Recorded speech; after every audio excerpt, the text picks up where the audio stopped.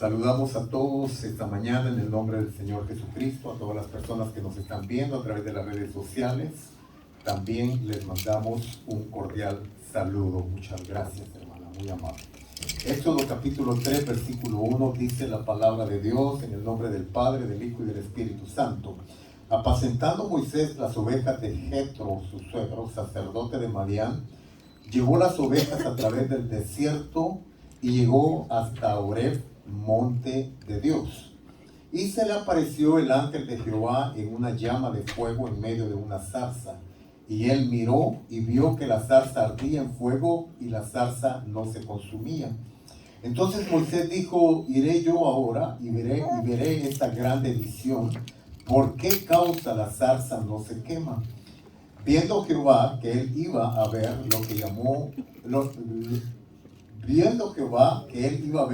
lo llamó Dios de en medio de la zarza y dijo: Moisés, Moisés. Y él respondió: heme aquí.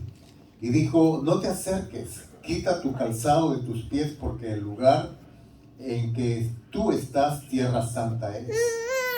Y dijo: yo soy el Dios de tu padre, Dios de Abraham, Dios de Isaac, Dios de Jacob. Entonces Moisés cubrió su rostro porque tuvo miedo de mirar a Dios. Dijo luego Jehová: bien he visto la aflicción de mi pueblo. Por favor, póngale mucha atención al verso 7. Dijo luego Jehová: bien he visto la aflicción de mi pueblo que está en Egipto, y he oído su clamor a causa de sus exactores, pues he conocido sus angustias. Ahora vamos al capítulo 4 del mismo libro de Éxodo, por favor. Capítulo 4 de Éxodo. Entonces Moisés respondió diciendo: he aquí que ellos no me creerán ni oirán mi voz, porque dirán: no te ha aparecido Jehová. Y Jehová dijo: ¿qué es eso que tienes en tu mano? Y él respondió: una vara. Él le dijo: échala en tierra. Y él la echó en tierra y se hizo una culebra, y Moisés huía de ella. Entonces dijo Jehová a Moisés: extiende tu mano y tómala por la cola.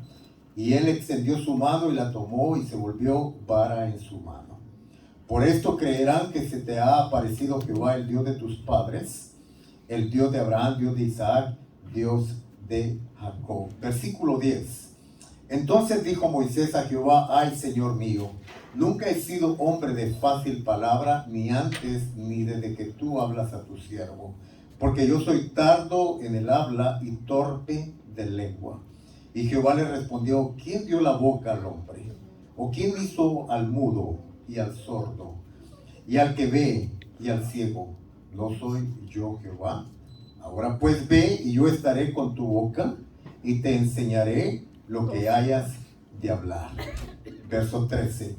Y él dijo: ay, Señor, envíate ruego por medio del que debes enviar. Entonces Jehová se enojó contra Moisés y dijo: ¿no conozco yo a tu hermano Aarón, levita, y que él habla bien? Y he aquí que él saldrá a recibirte, y al verte se alegrará en su corazón. Esta es la primera historia a la cual quiero que meditemos por un momento, hermano. Después vamos a ir al libro de Jueces para ver otra historia más.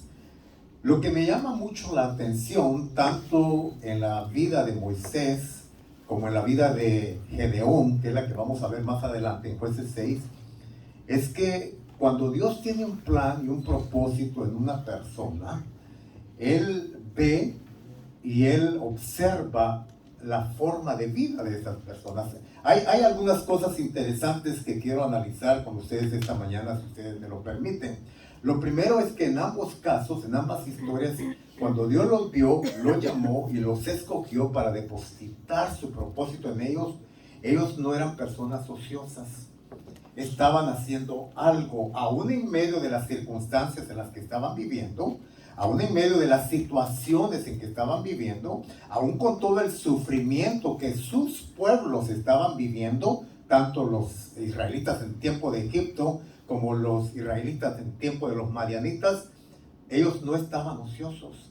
En el caso de Moisés dice que estaba apacentando ovejas, no eran ni siquiera suyas, eran las ovejas de su suegro Jetro, pero estaba laborando.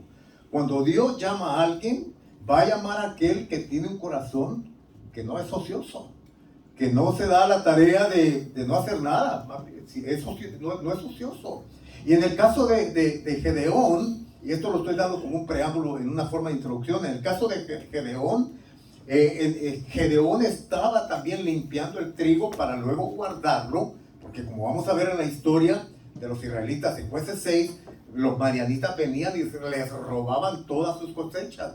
Entonces Gedeón se había dado a la tarea de estar limpiando el trigo para luego ponerlo en sacos y guardarlo en cuevas para que los ladrones, los madianitas, no se lo robaran. Entonces es importante entender esto, que cuando Dios te llama, cuando Dios tiene un plan y un propósito en tu vida, Él va a esperar que tú seas una persona que no sea perezosa, que no sea aragán, que no sea una persona que no hace nada. Dios no puede contar con los perezosos, con los ociosos. Y ese es uno de los grandes obstáculos, por cierto, la ociosidad es uno de los grandes obstáculos para impedir que el plan y el propósito, o para impedir que un plan y un propósito de Dios se desarrolle en nuestras vidas. Ahora, vamos a ver aquí la historia de Moisés por un momento. Más o menos 400 años habían ya pasado. Toda una historia desarrollada desde que Dios permitió de que los descendientes de Jacob llegaran a Egipto y ahí se multiplicaran en gran manera. Habían pasado, repito, 400 años. Para ese tiempo ya los israelitas que habían entrado en libertad a Egipto ahora ya estaban viviendo en una forma casi de esclavitud. Algunos tienen un poco de desacuerdo en esto, dicen que no eran esclavos, que simplemente estaban, ¿verdad?, porque tenían paga, pero que estaban bajo un régimen de mucha opresión. Pues no sé exactamente eso, pero lo que sí sé es que un pueblo que estaba en mucho sufrimiento, y era tan grande el sufrimiento que ellos desesperadamente oraban a Dios y le pedían a Dios por salvación. Entonces Dios escucha el clamor del pueblo de Israel en Egipto, porque es lo que le dice a Moisés cuando lo llama: he oído el clamor y he visto el sufrimiento de mi pueblo, dice Dios, en Egipto, porque seguramente los maltrataban, seguramente había mucha injusticia, seguramente lo golpeaban, no sé, era una situación bastante complicada en la que el pueblo de Israel estaba viviendo dentro de la nación de Egipto. Dios ve entonces esa situación de los israelitas y también ve a Moisés. Ahora, ustedes recordarán que la vida de Moisés o la historia de Moisés es una historia muy sobrenatural desde su nacimiento. Por decreto y por edicto del faraón, los niños cuando Moisés nace no podían vivir. Había un decreto de que ningún niño, ninguna criatura de los israelitas que naciera en Egipto podían vivir. Las niñas sí, pero los niños no.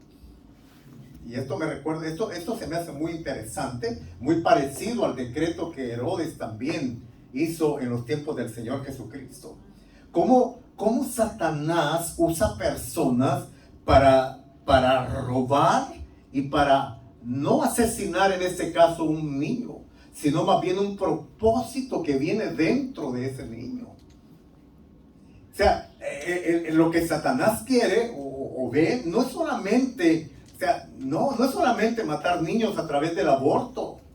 No es solamente aniquilar y romper con una generación de niños a través del aborto en estos tiempos. No, Satanás siempre ha visto lo que hay dentro del corazón de esa criatura. ¿Por qué Satanás tiene tanto interés? ¿Por qué el enemigo tiene tanto interés en aniquilar generaciones?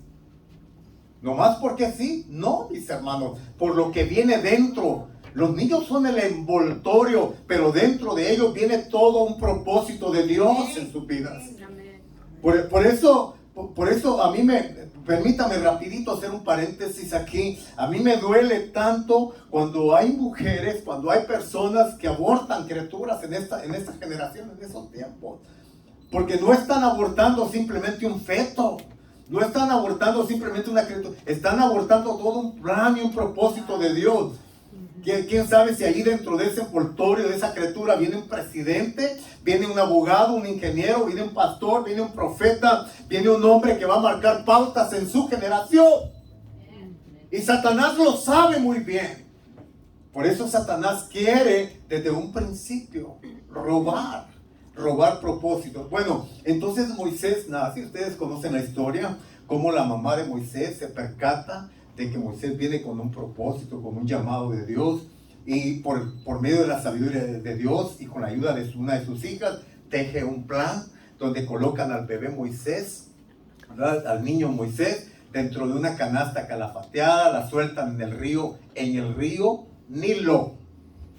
No era cualquier río, era el río Nilo, era el río de los egipcios, era uno de los ríos más importantes, 3 ríos, ¿no? El Nilo, el Éufrates y el Tequedel, 3 ríos importantes en esa historia, que rodeaban lo que le llaman la luna medial en ese tiempo.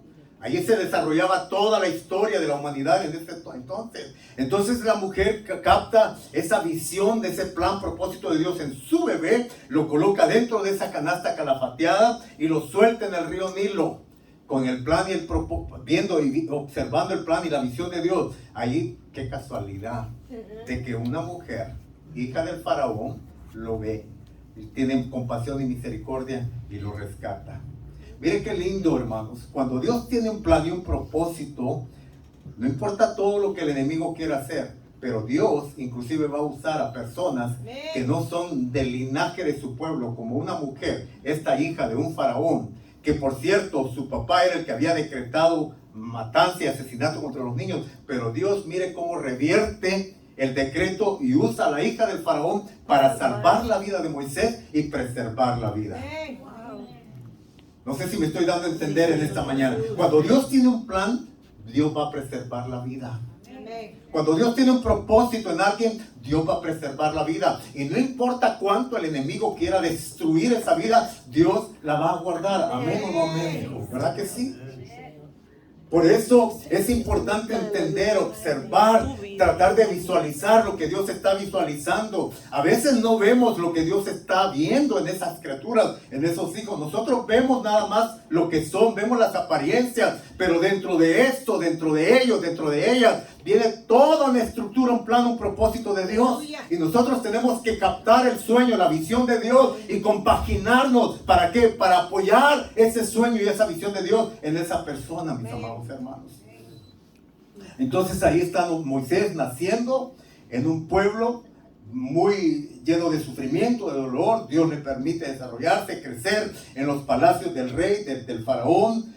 Conoce la cultura del faraón, conoce todo lo que es la forma del pensamiento de los egipcios. Ahí está Moisés, un judío, un israelita, un hijo de, vamos a decirlo así, lo voy a decir de una vez, hijo de esclavos, ¿no? Dentro de un país que los esclavizaba, pero con un gran propósito y un llamado. Bueno, a esta altura ustedes ya saben que Moisés, ¿verdad?, por circunstancias y situaciones que van pasando en su vida, ¿verdad?, él asesina o mata a un egipcio cuando ve golpeando a uno de su pueblo, de su sangre. Entonces él no soporta y dice, oye, ¿por qué golpeas? ¿Por qué estás golpeando, no, a mi hermano? Entonces, y lo mata.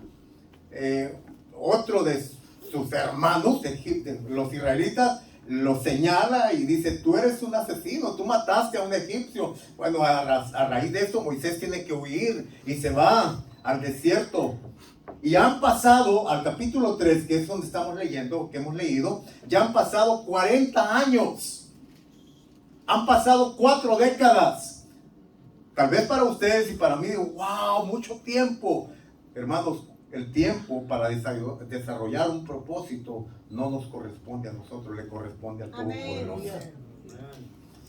Me gustaría hacer una observación. Moisés probablemente entendía que tenía un llamado. Y al igual que usted también y yo, muchas veces entendemos que Dios tiene un llamado. Pero ¿saben lo que sucede muchas veces? Es que nos adelantamos al tiempo de Dios para desarrollar el propósito y el llamado de Dios. Lo que le pasó a Moisés fue eso. Yo creo que Moisés entendía que él había nacido con un propósito. Supongo que él sabía que había un decreto de muerte contra él en su nacimiento, pero que su mamá lo guardó en una canasta calafateada, lo soltó en el río Nilo y sobrenaturalmente o milagrosamente sobrevivió. Me imagino que él sabía todo eso. Entonces cuando él sale y ve la condición de su pueblo, de los israelitas, y ve a un egipcio golpeando al otro, él quiso intervenir. Probablemente él entendía que en algún momento Dios lo iba a levantar como un libertador, pero en ese momento no era el tiempo de Dios. Aunque él tenía el propósito, como lo vamos a ver, Dios tenía el propósito de levantarlo como un libertador y de salvar o sacar al pueblo de Israel de Egipto, no era el tiempo todavía. Entonces él actuó en su propia carne. Y es lo que nos pasa muchas veces. Nos adelantamos al tiempo de Dios. Hay un plan, hay un propósito de Dios para nuestras vidas, pero cuando nos adelantamos al tiempo de Dios, no estamos actuando en el Espíritu, sino que estamos actuando en nuestras propias ideas, capacidad, fuerza, en nuestras propias emociones, y en vez de colaborar con el plan y el propósito de Dios, lo estamos arruinando. Alguien dijo en cierta ocasión, ciertamente no puedes acortar el tiempo del plan y el propósito de Dios para tu vida, pero sí lo puedes alargar. ¿Cuándo lo alargamos? Cuando nosotros nos metemos a tratar de ayudarle a Dios. Cuando nos metemos e intervenimos en nuestra propia humanidad, en nuestra propia capacidad humana, y no dejamos que sea el Espíritu de Dios el que nos vaya guiando. Entonces Moisés interviene y observa, hago esa observación, y interviene con su humanidad, mata al egipcio y a raíz de eso tiene que huir. Y en esa huida él tiene que estar, oiga esto, 40 años en el desierto. Me parece a mí, y hago esta observación, que cuando Dios tiene un plan y un propósito de Dios en su vida, él, oiga esto, lo va a entrenar. Pero muchas veces el entrenamiento de Dios no se da como uno piensa. A lo mejor Moisés pensó que ya él había recibido suficiente información y sabiduría en las universidades de Egipto y ya estaba preparado. Oh, hermanos. ¿Cuántas veces muchos de nosotros los pastores pensamos que los institutos bíblicos son los que nos forman? Y pensamos que el hecho de tener un diploma de bachillerato o maestría o doctorado en teología ya nos hace aptos para pastorear iglesias. No. El verdadero entrenamiento en el caso de Moisés, y me parece a mí que también Dios lo hace así en el caso de los hombres, no es a través de lo que uno aprende en una escuela de formación teológica. Para Moisés la formación teológica fue Egipto, en las mejores escuelas, las mejores universidades, pero no estaba preparado para servir a Dios todavía. ¿Por qué? Porque Dios lo quería usar de verdad. Y el plan y el propósito de Dios era liberar a todo un pueblo de casi 3 millones de personas. Y para eso no era suficiente lo que había aprendido en la universidad. No era suficiente el intelectualismo. No era suficiente la educación secularista. Tenía que pasar un proceso. Diga conmigo proceso. Es que para poder desarrollar el plan y el propósito de Dios en nuestra vida es necesario pasar el proceso o los procesos, porque a veces son más de uno, los procesos de Dios. Ahora, esto es lo que nos gusta a nosotros, porque nosotros queremos desarrollar el plan y el propósito de Dios, pero sin sufrimiento. Queremos desarrollar el plan y el propósito de Dios en nuestras vidas, pero sin pasar por un trato de parte de Dios en nuestras vidas.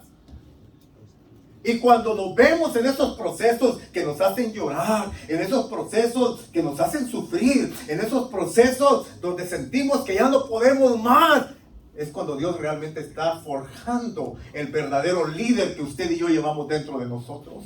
El verdadero líder que va a ser capaz de llevar a cabo el plan y el propósito eterno de Dios no se forja con la universidad, se forja con el sufrimiento. La obediencia a Cristo o la obediencia al Padre no se aprende a no ser por el sufrimiento. Jesús, en la misma vida de Jesús está esto probado. Dice la palabra en Hebreos capítulo 10 que Jesús, por causa de su sufrimiento, aprendió la obediencia. La obediencia no es algo que uno adquiere como un regalo de Dios. No, hay muchos regalos que Dios nos da. Pero la obediencia es algo que Dios la procesa en nuestras vidas. ¿De qué forma? Pasándonos por situaciones complicadas. Y a veces vamos a desobedecer y cada desobediencia va a traer una consecuencia a nuestras vidas. Quiero avanzar porque quiero ir a la otra historia. Bueno, en el caso entonces de Moisés, está aprendiendo ahora por 40 años ya en el desierto, donde no hay nada. Ahí no tiene toda la bonanza que tenía en Egipto. Ahí no come toda la comida que comía en Egipto. Ahí no hay todas esas bendiciones materiales que tenía en Egipto. Ahora está en el desierto. Después de tenerlo todo, ahora Moisés no tiene nada. Después de ser servido, ahora él tiene que estar sirviendo. Mira qué interesante el plan y el proceso de Dios formando la vida de este gran libertador en el desierto. Allí está trabajando para su suegro, para el que va a ser su suegro, Jetro. Allí está pastoreando ovejas que no eran de él. Ahora está pastoreando ovejas de ovejas. Y esto es otra observación que hago. Dios no va a poner nada en nuestras manos si no aprendemos a ser fieles en lo poco. Ese es un principio de vida cristiano. Dice la palabra, si en lo poco me eres fiel, entonces en lo mucho te pondré. Hay muchos de nosotros que queremos entrar al llamado y cumplir el propósito de Dios, pero sin ser fiel con lo poco. No, esto que Dios me ha dado, no, esto es muy poquito, yo quiero más. Bueno, yo te digo algo, por experiencia y por lo que veo en la palabra de Dios. Dios no te va a promover de grado si primero no pasas el grado en el que estás.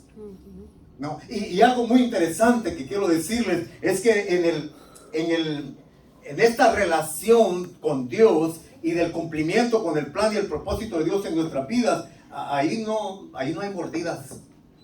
No hay mordidas, así como lo hacíamos en las escuelas, ¿verdad? Como eres hijo de la familia fulana de tal, entonces pasas una lana y te promueven y te pasan al grado que quieras, aunque no sepas nada, ¿verdad? Pero te pasaban de grado, ¿se acuerdan? ¿Sí? Pero en esta relación con Dios para ser promovido, ahí cuidado con tratar de darle o ofrecerle una mordida al Espíritu Santo. Ahí el Señor te va a decir, no, hijo, tienes que aprender, ¿verdad? Tienes que pasar por el proceso y tienes que, si empezaste en párvulos, ahora vete al primer grado y luego pasa al primero y ve al segundo y luego ves después del segundo, tercero, cuarto, termina tu primaria, después te vas a secundaria, te vas a la high school y después así vas subiendo en el reino de Dios. Así, pero ¿de qué forma? Aprendiendo en el proceso de Dios que Él tiene para nuestras vidas. Ahí está Moisés en el desierto. Ustedes saben que características del desierto es que no hay nada. Características del desierto es que durante el día hay mucho sol y durante la noche hay mucho frío, temperaturas extremas. Y me imagino que Moisés, acostumbrado, ¿no?, al clima de Egipto, acostumbrado a dormir en camas en un palacio real, acostumbrado a taparse con cobijas de seda, ahora se está tapando, se está cubriendo en medio de la nada y en ese friazo de la noche porque estaba cuidando ovejas. Me imagino que estaba tapándose ahí con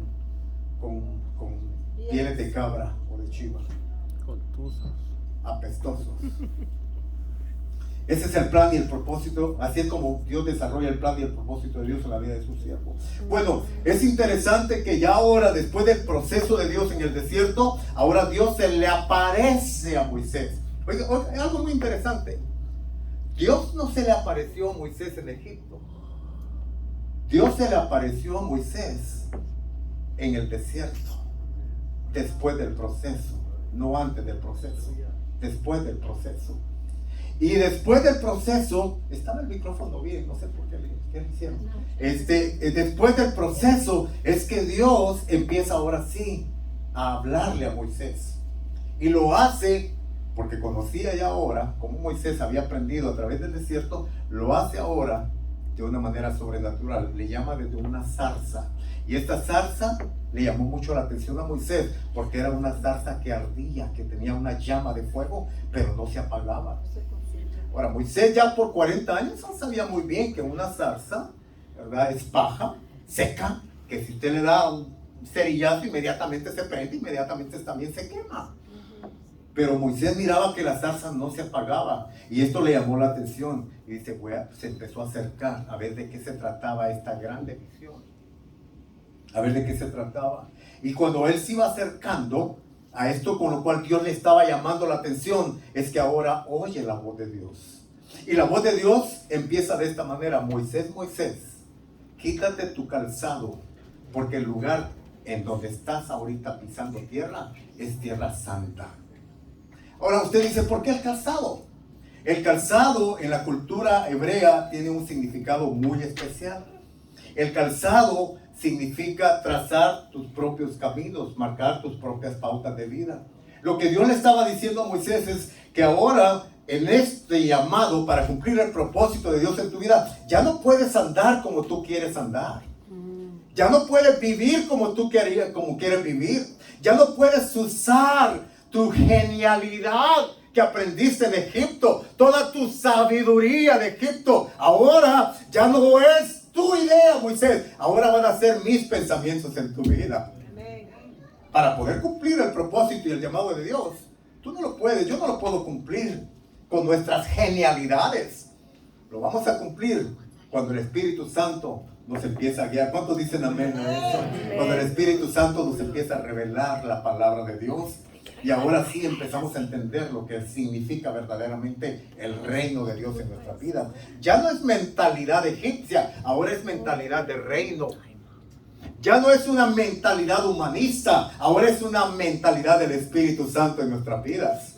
Ya no son nuestros pensamientos, porque ahora ya entendió Moisés que por medio de este proceso de 40 años, los pensamientos de Dios son mucho más altos que sus propios pensamientos.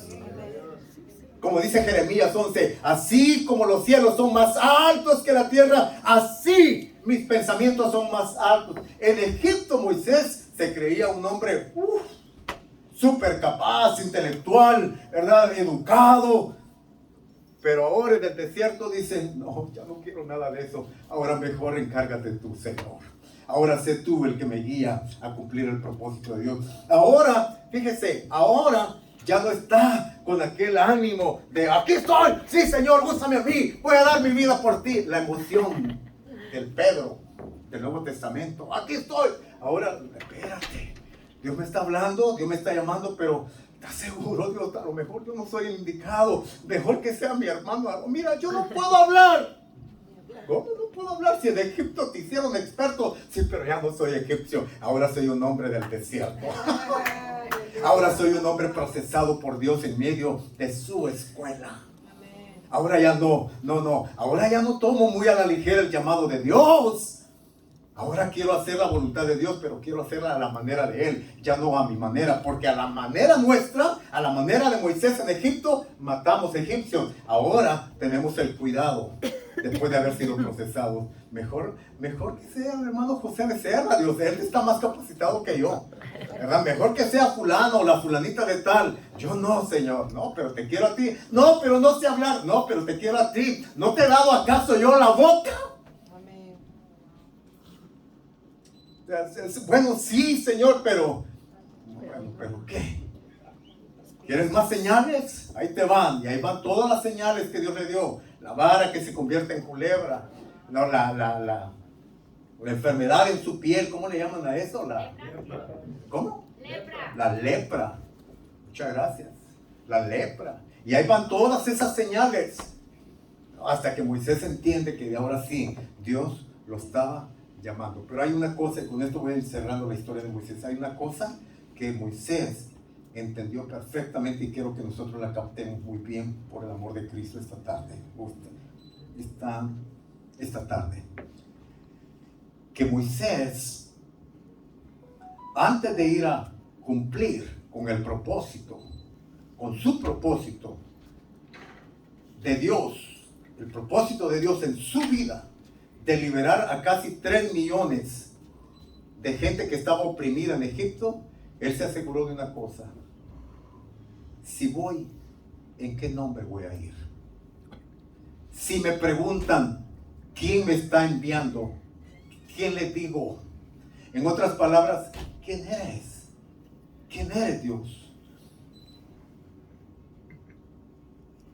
Yo no puedo ir y hablar de Dios allá afuera si no le conozco. Yo no puedo hablar de un Cristo que sana si no sé que realmente Él es un verdadero sanador. Yo no puedo hablar de un Cristo redentor y un Cristo salvador si yo no he sido salvo primeramente. La religión no me va a alcanzar para poder dar a conocer a Dios. Si yo voy a dar a conocer a Dios es porque primero yo le conozco. Amén. Y Moisés se aseguró de eso. ¿Quién eres? Yo soy Jehová. Yo soy el gran yo soy. Cuando te pregunten quién es, tú le vas a decir: yo soy el que soy. Punto. Yo soy el grande. Soy el soberano. Soy el todopoderoso. Soy el que no carece de poder. Tengo la capacidad para obrar. Y lo voy a hacer, dice Dios. ¿Y lo hizo Dios? Sí, lo hizo. Lo hizo cuando lo sacó, dice, con mano poderosa. Cuando les abrió el mar para que pasaran en seco. Cuando les mandó todas esas plagas. Porque el corazón de Faraón se había endurecido. ¿No era el poderoso? ¿No era ese Dios todopoderoso? Cuando Moisés se vio en la disyuntiva de que estaba siendo probado, cuando los magos, los brujos de Egipto, ¿no? Cuando Moisés soltó enfrente de Faraón la vara y la vara se convirtió en culebra, salieron los magos y decían, oh, eso nosotros lo podemos hacer también. ¿Qué hacemos cuando el poder del diablo nos desafía y nos reta allá afuera? ¿Qué hacemos si no le conocemos? ¿Qué hacemos, hermano, cuando las filosofías humanistas nos retan y retan a nuestra fe y nos dicen, ¿de verdad Dios es real? Si Dios es real, ¿por qué esto, lo otro? Porque hay tantas ideas en cuanto a Dios. Si Dios fuera esto, entonces ¿por qué esto? ¿Por qué lo otro? ¿Qué hacemos? Les aseguro que mi capacidad, mi conocimiento y su capacidad y su conocimiento teológico no le alcanza. Necesitamos la sabiduría del Espíritu Santo para responder y para ver cuando el príncipe de este mundo nos reta y nos desafía allá afuera. Y cuando los magos desafiaron a Moisés, ¿qué hizo Moisés? Fíjate, no hizo nada. Pero ¿sabes quién lo hizo todo a través de Moisés? Fue Dios. Porque ¿de quién era la culebra, la vara que se había convertido en culebra? ¿De quién era? ¿Era de Moisés? Hermanos, la vara que cuando Moisés la usó y tocó el mar, ¿era la vara de Moisés? No, más bien era la vara de Dios. Cuando la vara enfrente de Faraón se convierte en culebra, ¿era la vara de Moisés? Era la vara de Dios. ¿Y qué hizo la culebra que se había convertido, ¿verdad? La vara que se había convertido en culebra? ¿Qué hizo? Se comió a las culebras de los magos. ¡Aleluya! ¿Qué es lo que hace Dios? Cuando con su Espíritu Santo y su sabiduría nos, ¿verdad?, permite que nos enfrentemos allá afuera con los magos de este mundo, su poder se come al poder de este mundo. Porque mi Dios es más grande. Amén. Porque mayor es el que está con nosotros que el que está en el mundo.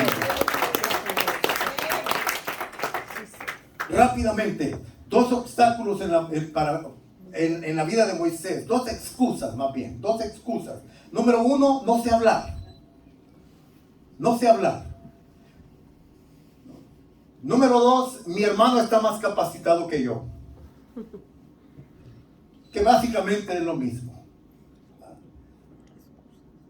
Podemos decir que esta actitud de Moisés probablemente había sido parte del proceso de Dios en su entrenamiento en el desierto. Pero también podemos decir que muchos de nosotros hoy en día, al igual que Moisés, tenemos muchas excusas. Y cuando estamos frente a un llamado genuino, un llamado original de Dios para cumplir un propósito, cualquier excusa va a ser una excusa barata. Yo voy a cerrar esta historia de Moisés rápidamente haciendo esta pregunta. ¿Cuál es su excusa para no servir al propósito de Dios? ¿Cuál es mi excusa para no servir al plan y al propósito de Dios?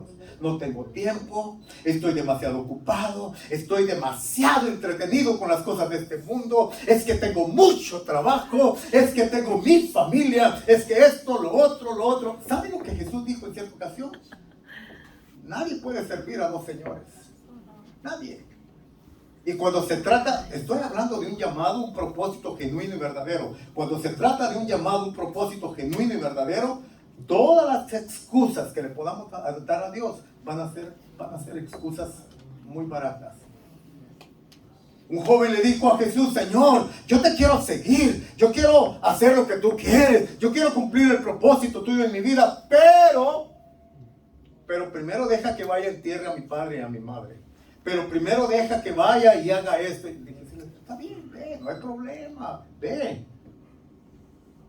Pero entiende esto, que nadie puede servir a dos señores, y nadie que pone su mano en el arado y mira para atrás es digno de mí. Entonces yo quiero invitarle de una manera muy respetuosa a que usted esta tarde, a la luz de esta historia de Moisés, y yo también, a la luz de esta historia de Moisés, hagámonos unas preguntas. ¿Qué es lo que me está impidiendo que yo cumpla el propósito y el llamado de Dios en mi vida? ¿Qué es lo que me detiene a hacer lo que Dios me ha llamado a hacer en esta tierra? Si ya entendí que Dios me está llamando, porque he pasado el proceso de Dios, y he sido tratado por Dios en medio de este proceso, ahora, ¿qué es lo que me impide que yo le sirva a Dios? ¿Qué es lo que me está impidiendo? Cuando sea viejo, entonces voy a servir a Dios. Cuando ya esté retirado, entonces voy a servir a Dios. Ten cuidado, porque a lo mejor no te vas a poder retirar. Porque tú y yo no somos dueños del tiempo, el tiempo es de Dios. ¿Cuántos dicen amén? Bien, entonces ahora vamos a otra historia de Jueces capítulo 6. Luego vamos a ir haciendo una conclusión. Voy rápido, porque ya pasó un poquito el tiempo. Jueces capítulo 6. Los hijos de Israel hicieron lo malo ante los ojos de Jehová. Estoy leyendo Jueces capítulo 6, verso 1. Amén. Los hijos de Israel hicieron lo malo ante los ojos de Jehová, y Jehová los entregó en manos de Madián por 7 años. 7 años. Y la mano de Madián prevaleció contra Israel, y los hijos de Israel, por causa de los madianitas, se hicieron cuevas en los montes y cavernas y lugares fortificados. Pues sucedía que cuando Israel había sembrado, subían los madianitas y amalecitas y los hijos del oriente contra ellos, subían y los atacaban. Y acampando contra ellos, destruían los frutos de la tierra hasta llegar a Gaza, y no dejaban que comer en Israel, ni ovejas, ni bueyes, ni asnos. Porque subían ellos y sus ganados y venían con sus tiendas en grande multitud como langostas. Ellos y sus camellos eran innumerables. Así venían a la tierra para devastarla. Y de este modo empobrecía a Israel en gran manera por causa de Madián. Y los hijos de Israel clamaron a Jehová. Y cuando los hijos de Israel clamaron a Jehová a causa de los madianitas, Jehová envió a los hijos de Israel un varón profeta, el cual les dijo: así ha dicho Jehová, Dios de Israel. Oiga esto, me llama mucho la atención que Israel en este tiempo de la historia de los jueces, al igual que el pueblo de Israel en Egipto en los tiempos de Moisés, estaban bajo las mismas circunstancias de vida. Estaban en opresión, estaban en dolor, estaban en sufrimiento, estaban llorando, estaban esclavos, estaban siendo oprimidos, estaban en una condición de vida deplorable. En el caso de Israel, en tiempos de Moisés habían pasado 400 años. En el caso de Israel, aquí, en el libro de los jueces, habían pasado algunos años, 7 años habían pasado, donde los madianitas no les daban chance de poder ni siquiera cosechar, porque ni siquiera habían terminado de cosechar la siembra, la semilla, cuando ya les caían los madianitas y los amalecitas y les robaban todo. No les dejaban ni siquiera un grano para que ellos pudieran comer. Y cada vez Israel empobrecía, en otras palabras, trabajaban todo un año para que los ladrones vinieran y se llevaran todo. Y era tanta el temor, era tanto el miedo que tenían los israelitas, que se habían hecho cuevas y se metían en cuevas y ahí vivían encuevados. Es impresionante. El pueblo de Dios, los israelitas, los hijos de Abraham, de Isaac y Jacob, esta nación con un linaje de sangre de patriarcas impresionante, nación de profetas, nación de hombres y mujeres de Dios, con temor y con miedo en medio de las cuevas. ¡Ay, vienen los enemigos! ¡Ay, vienen! ¡Oh, Dios mío! Esto me recuerda a mí de que hay muchos cristianos hoy en día que, aunque tienen grandes promesas en Cristo Jesús, tal vez no se están metiendo en cuevas naturales como se metían en ese tiempo los israelitas, pero hay tantas cuevas emocionales y espirituales. Hay tantas cuevas de miedo, el temor, de la angustia, de la ansiedad, de la depresión, del estrés. Hay tantas cuevas hoy en día en la mente y el corazón de muchos hombres y mujeres de Dios, que Dios los ha llamado a vivir en una plena libertad, pero están viviendo vidas tan deplorables por causa de que el enemigo ahora no son amalecitas, no son madianitas, ahora son demonios que vienen y los atormentan. Y ahora son los demonios los que los oprimen. Y muchos hijos de Dios, lavados por la sangre del Cordero, llenos muchas veces del Espíritu Santo, que conocen la palabra de Dios, no saben cómo salir de esas cuevas de opresión, de miedo, de temor y de dolor. Trabajan todo el año y no ven el fruto. Trabajan toda una jornada y todo se les va. Y viven vidas tan deplorables. ¿Qué está pasando, mis hermanos? ¿Qué está pasando? Este pueblo entonces empieza a gemir a Jehová. Oh Dios, ten misericordia de nosotros. Oh Dios, ya no aguantamos más. Es mucho el sufrimiento, Señor. Ayúdanos, Dios. Mira, esto es algo muy interesante. Y por cierto, no es nada malo. Pero yo estoy seguro que al igual que yo, si usted es igual que yo, el momento en que yo vine a Cristo, en el momento en que Cristo vino a mi vida más bien, el momento en que pedí el auxilio y la ayuda de Dios, fue en el momento más deplorable de mi vida. Y usted y yo no venimos a Dios porque estamos en abundancia de todo. Venimos porque algo está sucediendo en nuestras vidas. Porque un hijo se nos enfermó, o porque hay una depresión, o porque hay una enfermedad. Ahí es donde clamamos a Dios. ¿Y Dios qué hace? Dios nos oye y Dios tiene misericordia. Porque el Dios de los cielos es un Dios de misericordia. ¿Cuántos dicen gloria a Dios? Y Dios nos escucha. Y Dios escuchó al pueblo de Israel en Egipto, y Dios escuchó al pueblo de Israel en los tiempos de Madián y los amalecitas. ¿Y qué hace Dios? Dios levanta a un hombre. Al igual que levantó a Moisés, ahora levanta a un hombre, o va a levantar a un hombre llamado Gedeón. Pero mira la situación de Gedeón, interesante, del versículo 11 del capítulo 6. Bueno, viene el profeta, da una palabra al pueblo de Israel. Y entonces en el versículo 11 del capítulo 6 dice así: y vino el ángel de Jehová y se sentó debajo de la encina que está en Ofra, la cual era de Joás Abieresita. Y su hijo Gedeón estaba sacudiendo el trigo en el lagar para esconderlo de los madianitas. No estaba ocioso, estaba haciendo algo. Y el ángel de Jehová se le apareció y le dijo: Jehová está contigo, varón esforzado y valiente. Y Gedeón le respondió: Señor mío, si Jehová está con nosotros, ¿por qué nos ha sobrevenido todo esto? ¿Y dónde están todas sus maravillas? Y que nuestros padres nos han contado diciendo: ¿no nos sacó Jehová de Egipto? Y ahora Jehová nos ha desamparado y nos ha entregado en manos de los madianitas. Y mirándolo, Jehová le dijo: ve con esta tu fuerza y tú salvarás a Israel de la mano de los madianitas. No te envío yo. Se me hace tan parecida la historia de Gedeón a la historia de Moisés. Porque al igual que Moisés, Gedeón también pensaba que no era digno y que no estaba preparado y que no... ¿Sabe lo que dice más adelante? Usted puede... No, es que yo no, porque soy de la tribu más pequeña de Israel. Porque aparte de ser la tribu más pequeña de Israel, es la tribu más pobre. Mira, hermano, cuando Dios llama, Dios no llama a los capacitados, pero Dios capacita a los que son llamados. Dios no nos llama porque somos capaces. Dios nos llama porque Él es capaz. Y lo vil y lo menospreciado de este mundo es lo que Dios escoge para avergonzar la sabiduría de este mundo.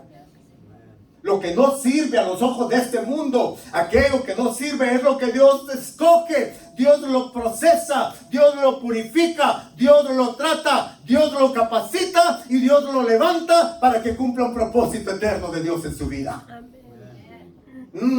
Esto no sé si lo están entendiendo. Pero es que Dios no te llama porque tú puedes, te llama porque Él puede. Dios te llama y Dios me llama porque Él tiene un plan para nuestra vida. El propósito no es nuestro, el propósito es de Él. Él es el que tiene el poder, no yo, no usted.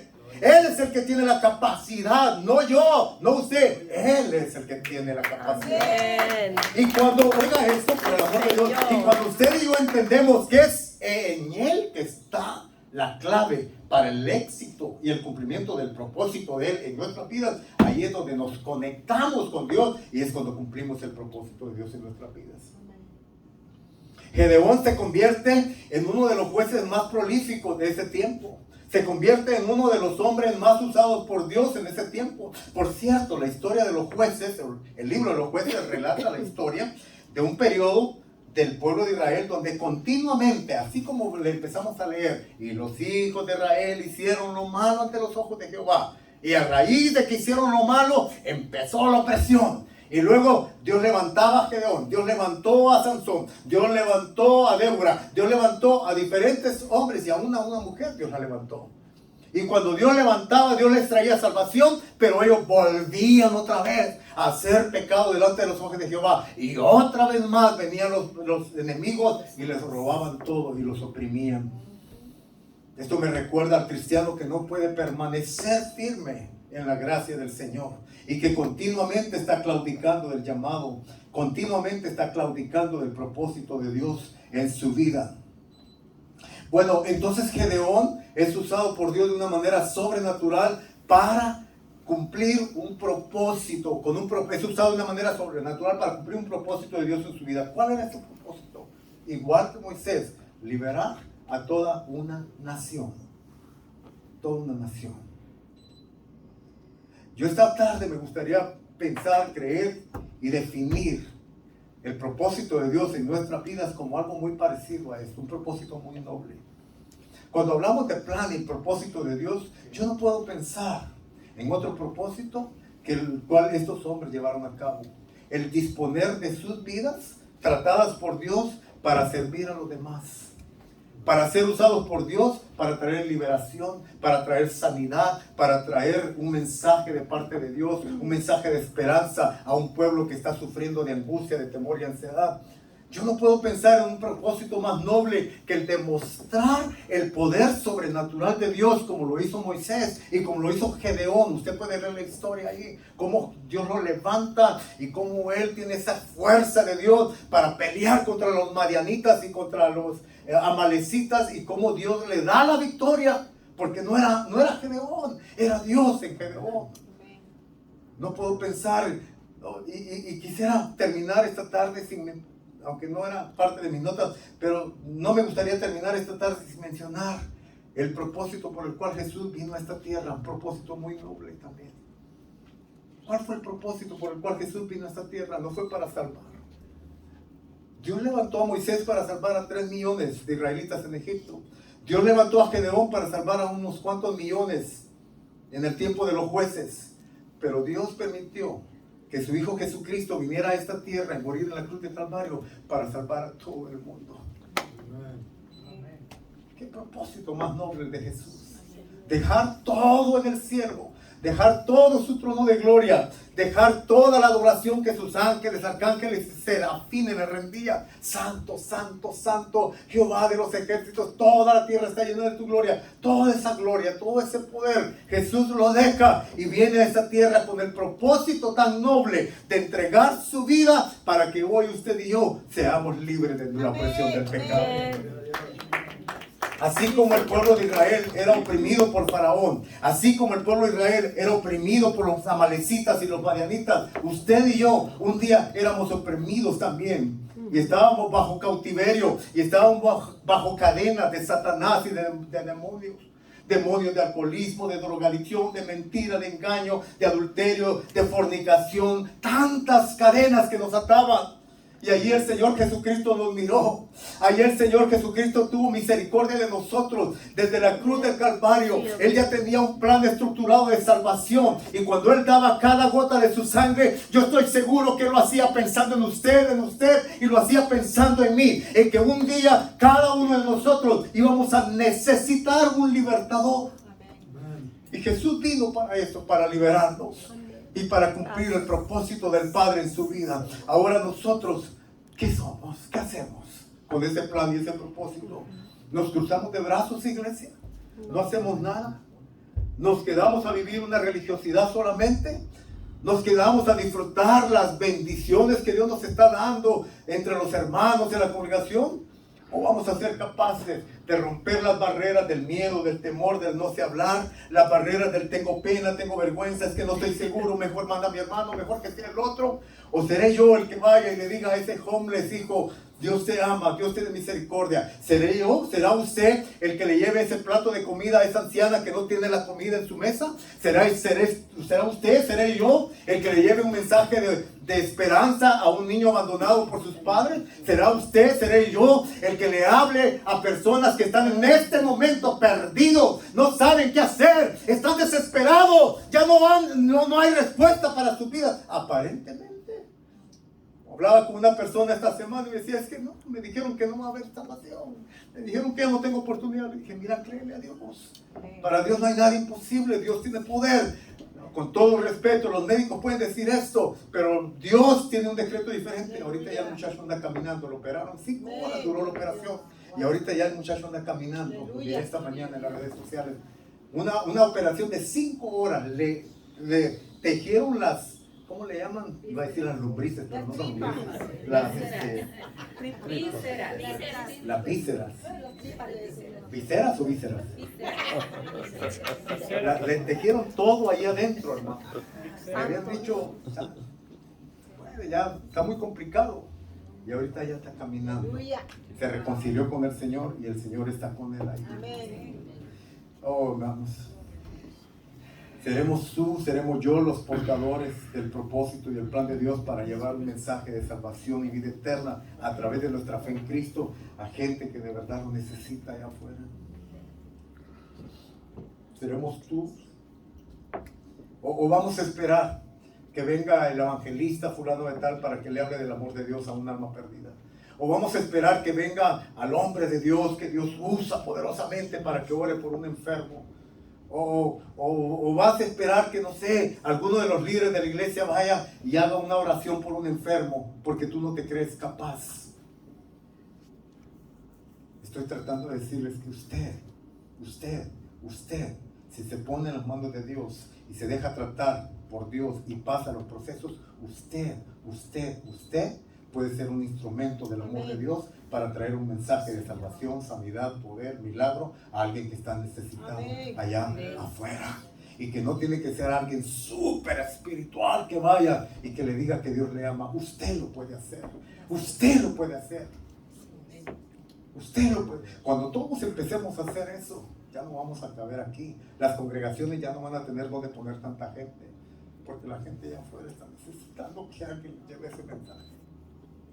Usted no sabe cuánta gente en este momento está desesperada por un mensaje, así como el homeless que hablaba Abraham. Así hay mucha gente aquí en la ciudad, o en su ciudad, en su barrio. Esas gentes que usted ve que se sonríen y todo, usted sabe que muchas veces lloran en silencio. ¿Será usted?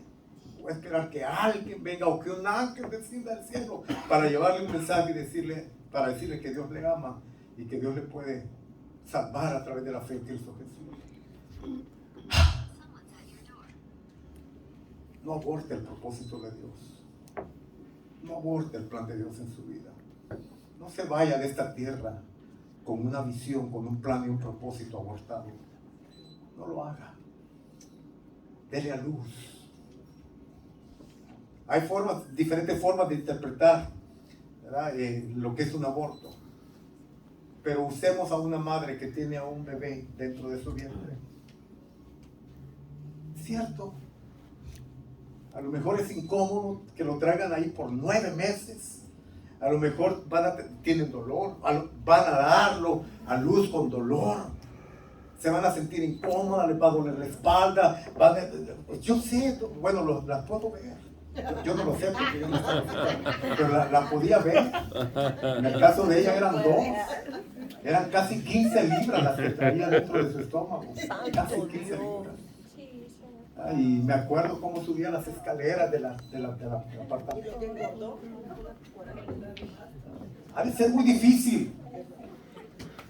Pero, mujeres de Dios, no es cierto que cuando ya tienen en sus brazos a esas hermosas criaturas, hay mucha alegría y todo el dolor que tuvieron ya pasó, ya se fue, porque ahora tienen en sus brazos a esa hermosa criatura de parte de Dios.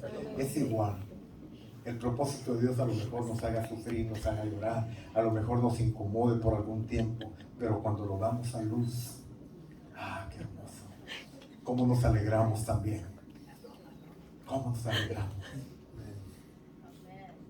¿Cómo se llamó este mensaje?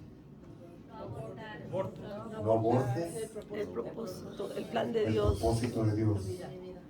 Y las excusas que hayan en nuestras vidas, es que hace mucho frío, es que hace mucho calor, es que no tengo tiempo, es que estoy muy ocupado, es que esto. ¿Qué vamos a hacer con las excusas de iglesia? Vamos a apartarlas, vamos a hacerlas a un lado y vamos a cumplir el propósito de Dios en nuestras vidas. Padre, te damos gracias esta tarde por tu palabra, Señor. Señor, gracias porque en tu amor, en tu misericordia, tú nos has llamado, tú nos has escogido. Tu palabra dice que nos has escogido desde antes de la fundación del mundo. Señor, en el caso del profeta Jeremías, tú le dijiste, cuando estabas en el vientre de tu madre yo te miré, ahí te escogí, ahí dije, mío eres tú. Muchos de ustedes o algunos de ustedes a lo mejor piensan que no tienen nada que hacer para Dios, pero yo quiero decirles que ustedes traen llamados y propósitos de Dios. Ustedes tienen llamados y propósitos de Dios en sus vidas. Algunos de ustedes allí en el vientre de su mamá, ustedes fueron escogidos. Es más, aquí a lo mejor hay personas en esta tarde que en algún momento Dios les dijo, tengo un plan, un propósito para ti a través de un profeta de Dios, a través de una predicación que oíste en algún momento en la iglesia. Pero que ese propósito se ha adormecido y poco a poco se ha ido apartando de tus prioridades. Pero yo esta tarde con la palabra de Dios te quiero decir, hermano, levántate, despierta ese plan y ese propósito. No lo abortes, no lo abortes. Dale a luz, da a luz ese plan, ese propósito de Dios. No te vayas de esta tierra sin cumplir ese propósito por el cual Dios te trajo a esta tierra. No te vayas de este mundo sin cumplir el propósito y el plan de Dios por el cual Él te salvó. Algunos de ustedes tal vez dicen, bueno, es suficiente ya con la salvación, mi nombre está inscrito en el libro de la vida, ya mi familia está bien, estoy bien económicamente, ya soy salvo, ya voy al cielo cuando me muera. Y eso es todo, hermanos. Eso es todo. Y lo que Dios quiere hacer a través de ti, lo que Dios quiere decir a través de ti, y la gente que Dios quiere tocar a través de tus manos, y la gente que Dios quiere alimentar a través de tu vida, y esa gente que está esperando que tú le lleves una palabra de consuelo, una palabra de esperanza, una palabra de parte de Dios que sea medicina para sus almas y sus corazones. Algunos de ustedes a lo mejor se menosprecian, igual que Moisés, igual que Gedeón, se menosprecian y dicen, no, yo no soy capaz, yo no puedo. Pero el Señor te dice, entrégame lo poco que tienes. ¿Qué tienes en tus manos? ¿Qué tienes en tus manos? Le dijeron a Moisés, una vara. Bueno, esa vara, si se la das a Dios, ya no va a ser tu vara, va a ser la vara de Dios. Y la vara de Dios ahora en tus manos es lo que te va a abrir puertas para cumplir el propósito y el plan de Dios. Cuando Jesús estaba en esa tierra, miró a mucha gente que tenía hambre y le dijo a sus discípulos, denles de comer. Pero los discípulos dijeron, pero ¿cómo les vamos a dar? Son, dice la palabra, casi 5,000 hombres, sin contar mujeres y niños. No va a alcanzar la plata, no va a alcanzar. ¿Qué podemos hacer? Alguien dijo, aquí tenemos unos pececillos y unos panes. ¿Pero qué son? 2 peces y 5 panes. Bueno, para ti y para mí tal vez sea un alimento nada más. Pero cuando se los ponemos a Jesús y se los damos a Jesús, Él los puede multiplicar. Lo que tú tienes a lo mejor es muy poco, hermano. Lo que tú tienes a lo mejor es muy poca, o tú piensas que es muy poco, hermana. Pero si se lo das al Señor, Él lo puede multiplicar. Así como multiplicó los panes y los peces y empezar a alimentar a todos esos hombres y a esas mujeres. Más de 5,000 hombres, mujeres, niños, siendo alimentados por lo que Dios te ha dado. No te vayas a la tumba con tu vara, porque se te va a secar. No te vayas a la tumba con esos 2 panes y 5 peces, o esos al revés, esos 2 peces y 5 panes. No te vayas. Dáselos al Señor. Y dile, Señor, te los entrego, multiplícalos. Y ahora el Señor te los va a entregar en cestas. Y esas cestas van a producir más y más y más. Y vas a ver que no se va a acabar. Cuando tú le das lo poco que tienes al Señor, Él lo multiplica. Él lo multiplica. Y esa oración que apenas haces, el Señor la va a multiplicar y va a ser una oración tan poderosa que va a empezar a hacer intercesión por muchas almas. Y esa palabrita de evangelismo que tienes, Dios te va a empezar a abrir tu boca y vas a empezar a llevar mensajes de salvación a esa gente necesitada. Y tú te vas a encontrar ante personas necesitadas de Dios y no te vas a dar cuenta cuando el Espíritu Santo tome tu boca y te va a empezar a dar palabra de consuelo, palabra de esperanza, palabra de salvación. Y te vas a asombrar y vas a decir, esto no soy yo. Yo no puedo hacer esto en mi propia fuerza. Exacto, no eres tú. Es el Espíritu Santo que está obrando, está hablando y está diciendo lo que Dios quiere que tú digas en ese momento. Oh, gracias, Señor. Te adoramos, Dios.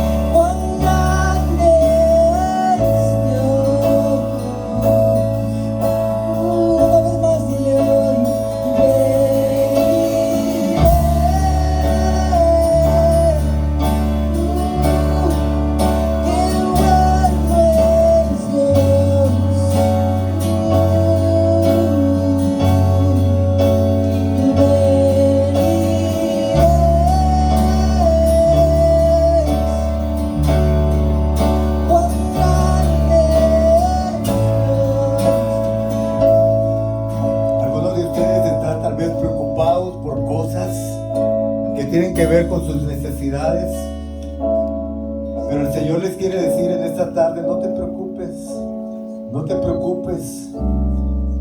Entrégame esas preocupaciones que tienes por una situación personal que estás pasando.